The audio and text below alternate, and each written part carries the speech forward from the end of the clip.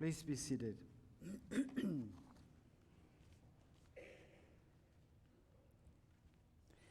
It sounds so simple in this week's lectionary lesson, Jesus prays on behalf of everybody that will be one with God. Simple. This kind of unity should be possible in a world, of course, in a world where we Christians are known by our love, by our acts of charity, by our acts of mercy and solidarity. Right? Are you with me here? Yep. However, I think it is too soon to say mission accomplished. Don't you agree with me? Especially when it comes to church unity. Some of you say, yeah, we know that. We know what's going on. Because the work of unity is tough, sometimes dirty, often heartbreaking, and rarely predictable. But the constant is God's love in Jesus Christ poured out for us on the night he was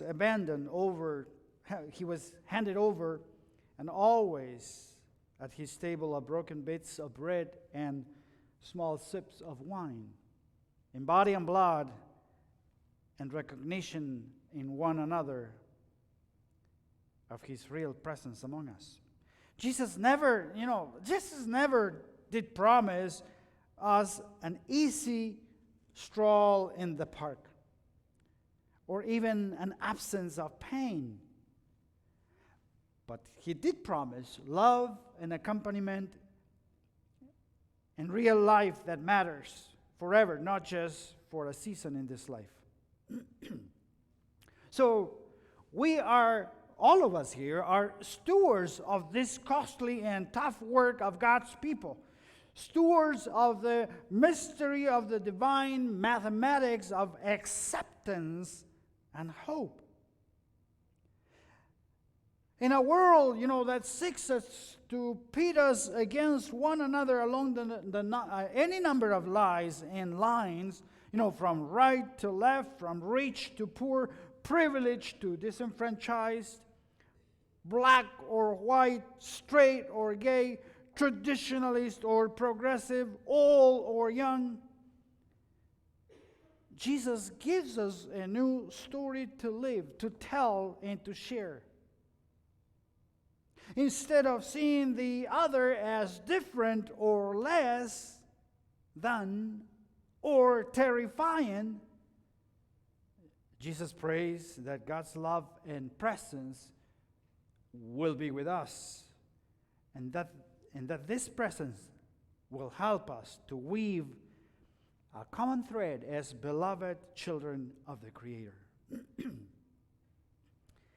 I think that John probably included this prayer, Jesus' prayer, in his gospel because maybe there was some doctrinal strife in his own community. The score then and now.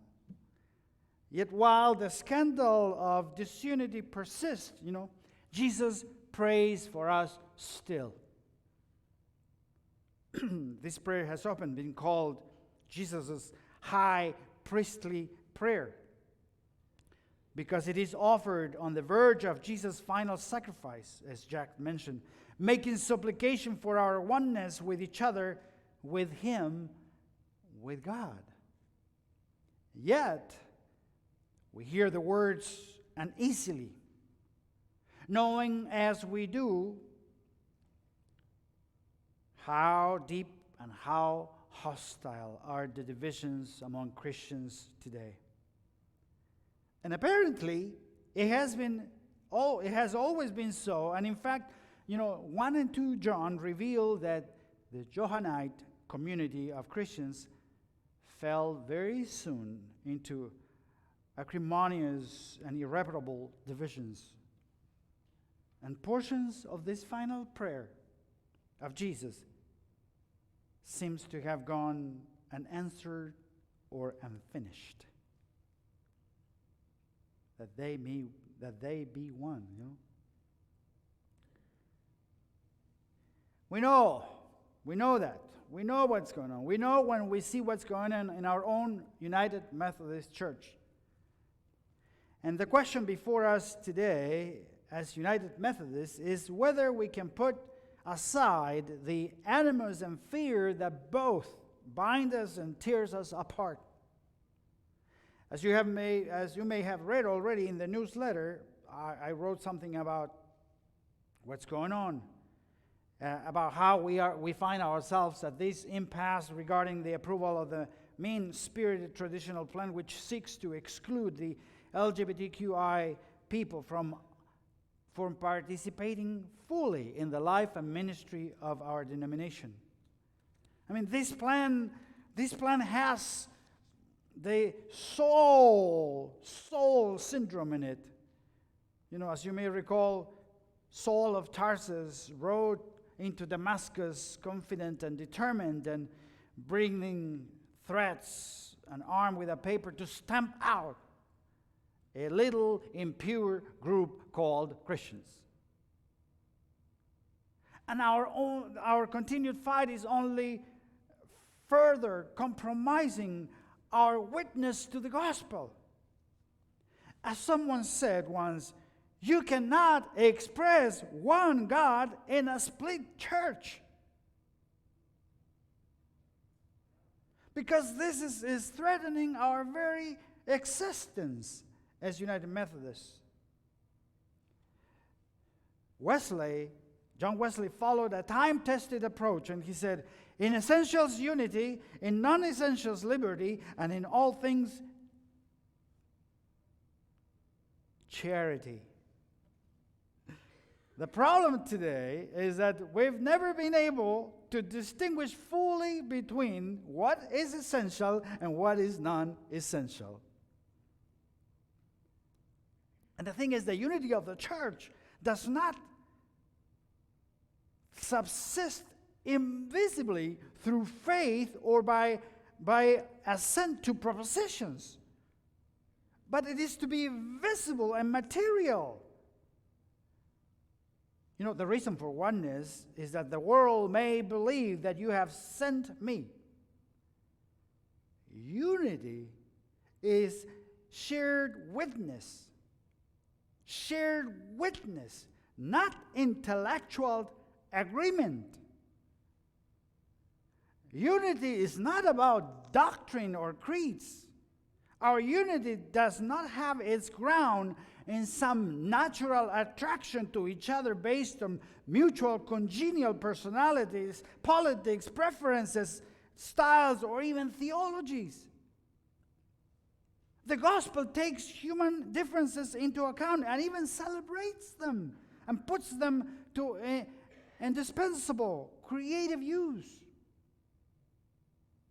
You know, to be one with each other does not even depend on our always liking each other.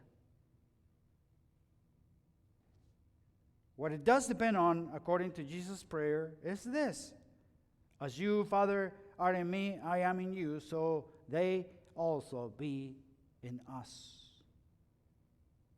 Because our unity is grounded in the divine unity.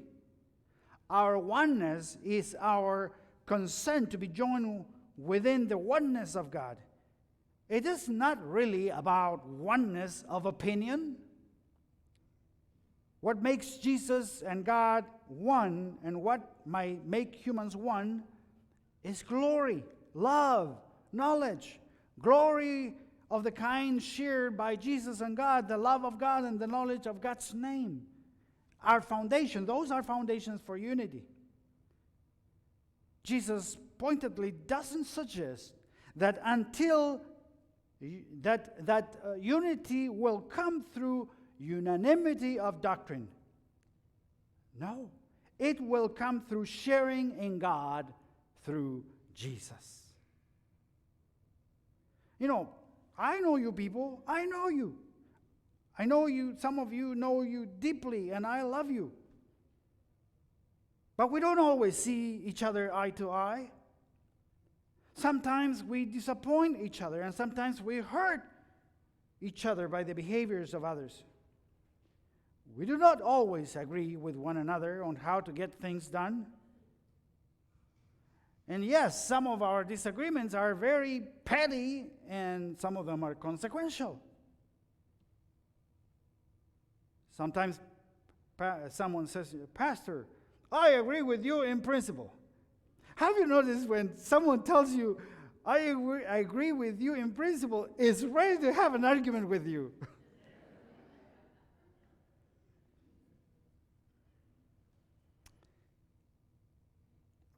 Let me tell you a story.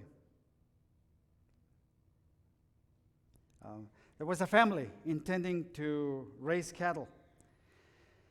This was a family from New York, and they brought a ranch out west. And when their friends visited and inquired about the ranch's name, the would-be rancher replied, "I wanted to name it the Bar J. My wife favored Susie Q.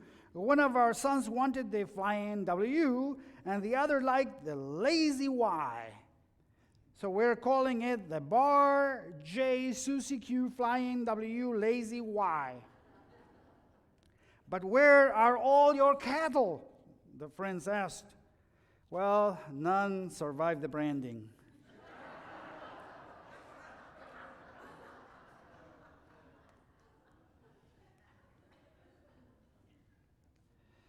I think that with this prayer, Jesus is calling us to a discipleship of resistance. Discipleship of resistance.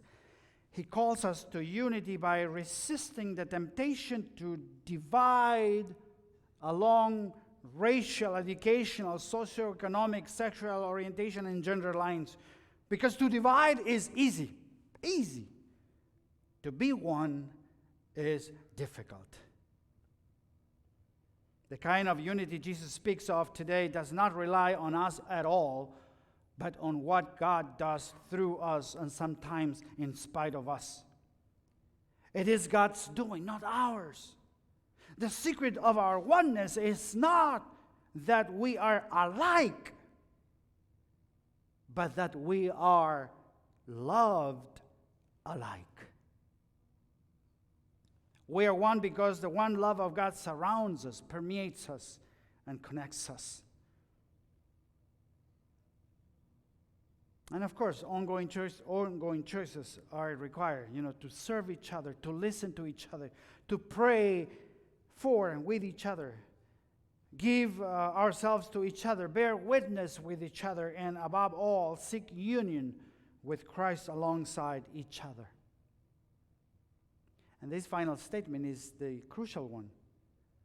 Our focus is not on straining to make it work with each other, but on the love of God as known to us in Christ, which embraces all of us together.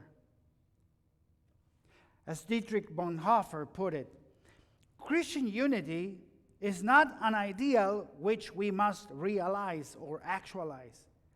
It is rather a reality created by God in Christ, in which we may participate. Look at each other in this place. Take a look at each other. Just look around you. Do it if you can, please. Take a look. There are none of us who are alike here. We are like snowflakes, right? None similar to the other. And snowflakes are one of nature's most fragile things. But just look at what they can do put together. Look at what you can do when you are together. Look at what is happening today with our ice cream social.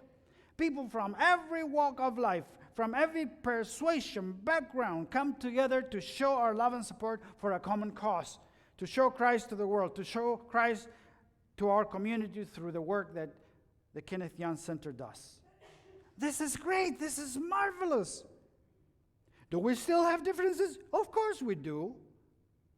But we are united in love despite of our differences. Friends, to be one is difficult. But we must practice it daily.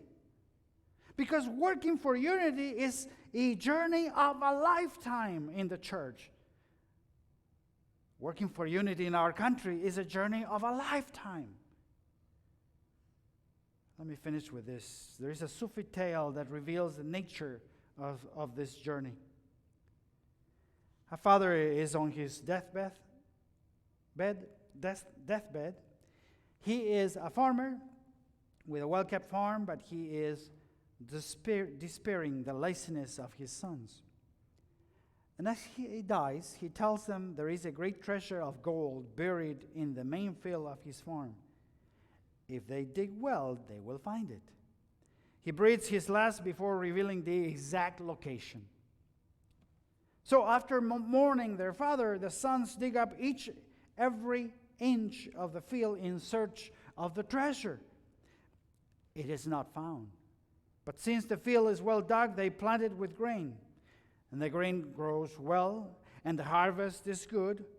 Once again, they dig the field searching for the gold. Still is not to be found. And so once again, they plant the field with grain.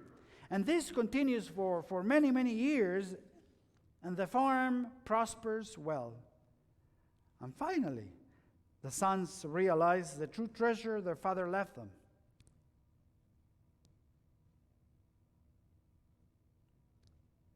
May we remember that the road being one in God is full of challenges and routine tasks, as well as the joy of discovery.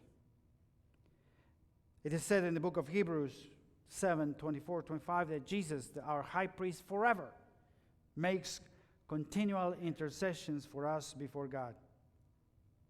If so, the divine yearning for our oneness still rings through the universe and beyond. And into such a prayer, we can live our life together and lift up a hopeful, glad reply. You are one. We are one. Amen. I invite you to open your hymnals or look at the screen.